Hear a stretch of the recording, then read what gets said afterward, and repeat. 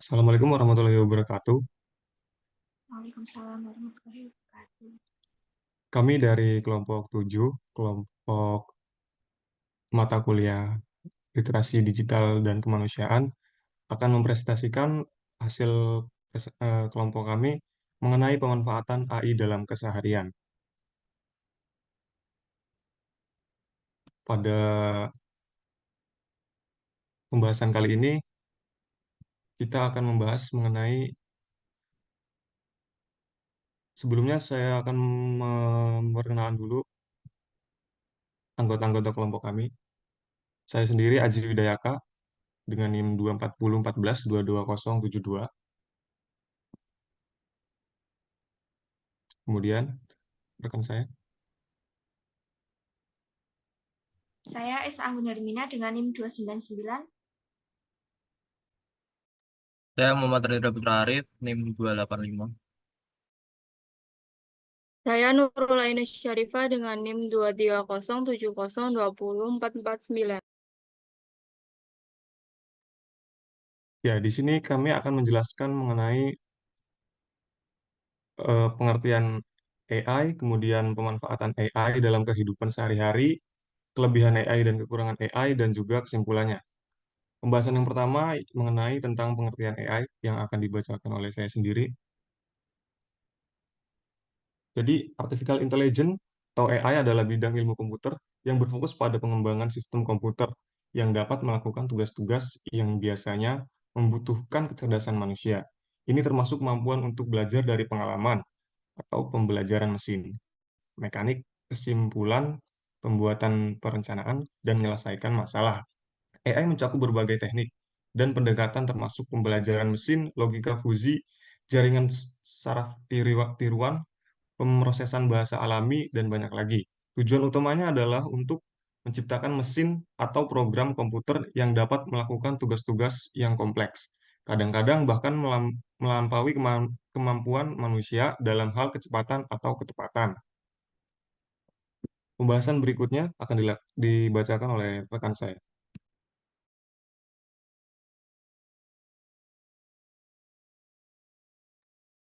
Selanjutnya adalah pemanfaatan AI dalam kehidupan sehari-hari.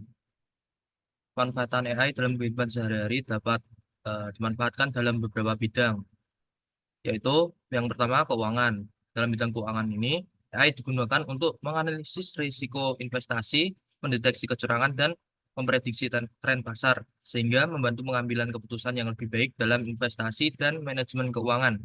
Selanjutnya yang kedua ada manufaktur. Dalam bidang manufaktur, AI digunakan untuk mengoptimalkan proses produksi, mulai dari perencanaan produksi hingga pemeliharaan prediktif mesin. AI juga membantu dalam pengelolaan rantai pasok dengan memperkirakan permintaan dan mengidentifikasi potensi masalah dalam rantai pasok. Yang ketiga ada pendidikan. Dalam bidang pendidikan, AI memungkinkan pembelajaran adaptif yang disesuaikan dengan kebutuhan dan kemampuan masing-masing siswa.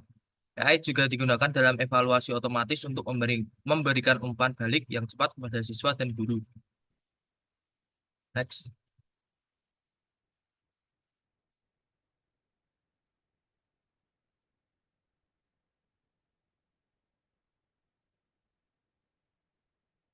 Selanjutnya ada bidang hiburan. Dalam bidang hiburan ini AI digunakan untuk mengenali wajah untuk pengindeksian dan pencarian konten visual serta dalam pembuatan efek visual dan suara yang realistis dalam film dan game. Kemudian yang kelima ada e-commerce. E-commerce dalam dalam bidang e-commerce, AI memberikan rekomendasi produk yang lebih tepat sesuai dengan preferensi individu serta meningkatkan pengalaman pengguna melalui personalisasi konten dan pelayanan. Selanjutnya ada otomotif.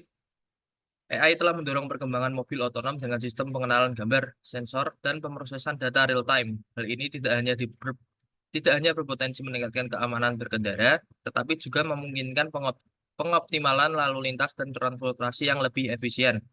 Yang terakhir ada bidang kesehatan. Dalam bidang kesehatan, AI digunakan untuk mendiagnosis penyakit dengan akurasi tinggi melalui analisis gambar medis dan data klinis. Selain itu, AI digunakan dalam manajemen database pasien untuk memprediksi perkembangan penyakit dan meningkatkan efisiensi layanan kesehatan.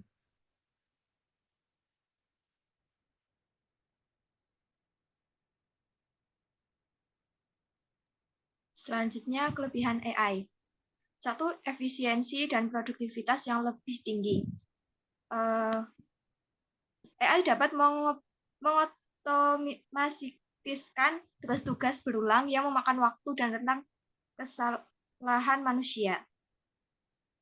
Kemudian, analisis data yang cepat dan akurat. AI mampu memproses dan menganalisis data dalam jumlah besar dengan sangat cepat dan akurat. Kemudian yang ketiga, pengambilan keputusan yang objektif.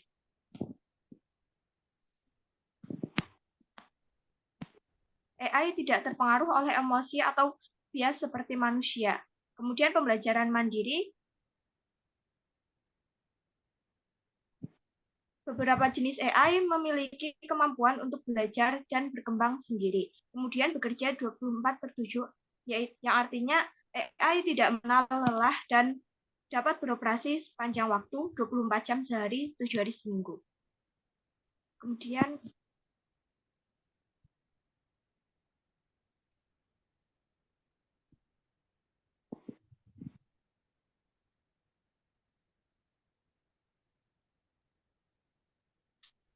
kekurangan AI.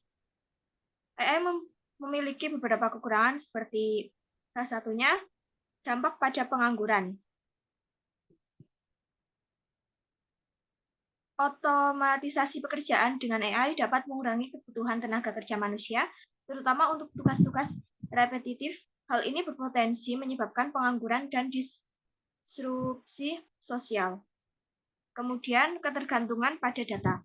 Akurasi dan kemampuan AI sangat bergantung pada kualitas data yang digunakan untuk pelatihan. Data yang bias atau tidak akurat dapat menghasilkan keluaran AI yang bias dan tidak adil. Kemudian keterbatasan pemahaman konteks.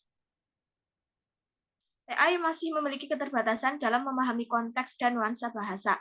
AI mungkin kesulitan memahami maksud pembicaraan yang tersirat atau hal-hal yang tidak tersurat seperti eksplisit. Kemudian, kurangnya keterampilan interpersonal.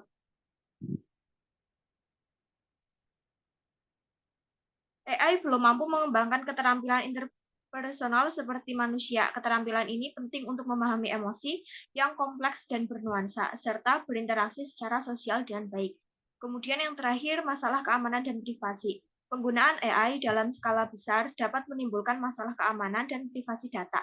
Pentingnya untuk memastikan kerahasiaan dan perlindungan data ketika ditangani oleh sistem AI.